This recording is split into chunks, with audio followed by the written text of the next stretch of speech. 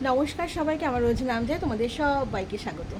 তো এখন সমস্ত কাজ কমপ্লিট করে মেয়েকে ঘুম পাড়িয়ে তারপর আমি এখন একটু ভিডিও করতে বসলাম। আর সোমনাথ এখন আসেনি, ও চলে আসবে। ও আসলে তারপর একসাথে খাওয়া দাওয়া করবো। আর যেহেতু সমস্ত কাজকর্ম হয়ে গেছে, তো ভাবলাম যে হাতে সময় আছে, সোমনাথ তো এখনও আসেনি, আর একটা কাজ করে নেওয়া যাক। কী বলো তো, মানে কাজের কোনো শেষ নাই। তুমি যদি ভাবো যে কাজ করব না, তাহলে করব না।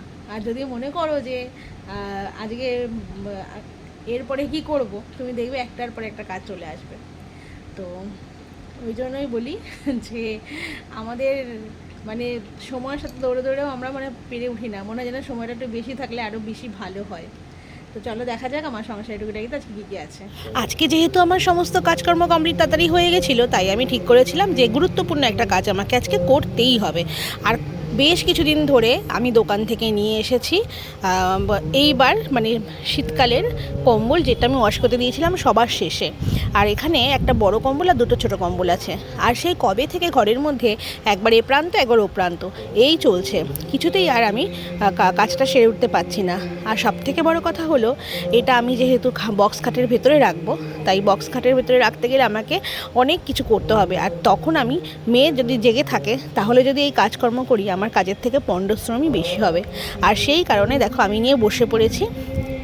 আর মনে মনে ভাবছি আবার শীতকাল আসার মতো হলো। তো আর কি করব বলো, বাচ্চা থাকলে বাড়িতে নানান কাজকর্ম করতে করতে না কিছুই করে আর হয়ে ওঠে না।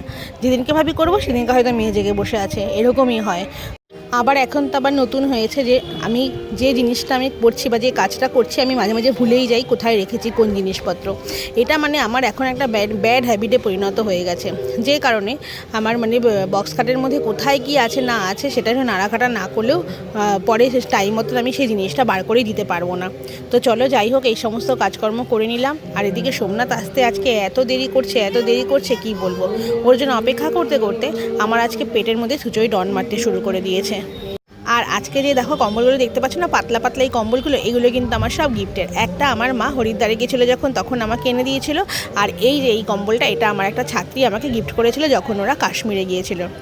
এইগুলো কিন্তু ঘুরতে যাওয়ার জন্য বা ক্যারি করার জন্য ভীষণ ভীষণ ভালো, কারণ একদম অল্প জায়গা জুড়ে এটা থাকে।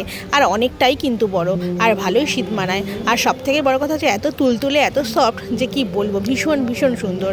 তো যাই হোক, আমার মোটামুটি কাজকর্ম এদিকে গোছানো হয়ে যাচ্ছে, কিন্তু এখনও পর্যন্ত সোমনাথ বাড়ি আসছে না। তাই আমি ভাবলাম যে এই কাজকর্মগুলো কমপ্লিট করে নিয়ে মেয়ের খাবারটাও একবারে তৈরি করে নেব। তাহলে ও আসলে খাওয়া দাওয়ার পরে আর কোনো কাজ থাকবে না। আবার এদিকে বিকালবেলাও আমার ডিউটিতে বেরোতে হবে, তাই জন্য সমস্ত কাজকর্মগুলো সেরে নিলাম। তো দেখো হয়ে গেল আমার সমস্ত মোটামুটি রেডি। এবার সোমনাথও চলে আসলাম খেতে। আর আজকের মেনুতে ছিল ডাল। আর ডালটা তো আমাদের প্রত্যেক দিনই হয়, কারণ এটা আমাদের সবাই খায়। আর সবথেকে বড় কথা, মেয়ের জন্য আমাকে করতেই হয়। আর সেই সাথে এটা তো সবজি দিয়ে মাছের ঝোল, আর এটা হচ্ছে রুই মাছের ঝোল। আজকে রুই মাছের ঝোল করেছি মেয়ের আর শাশুড়ি মায়ের জন্য। আর এই সবজি দিয়ে মাছের ঝোলটাও প্রত্যেক দিন আমাদের বাড়িতে হয়। আর আমাদের জন্য হয়েছে আমাদের জন্য আজকে রুই মাছ করেছিলাম। এটা করেছিলাম আলু আর পটল দিয়ে, তবে এটা শাশুড়ি মা রান্না করেছিল। আজকের মেনু এইটুকুনি।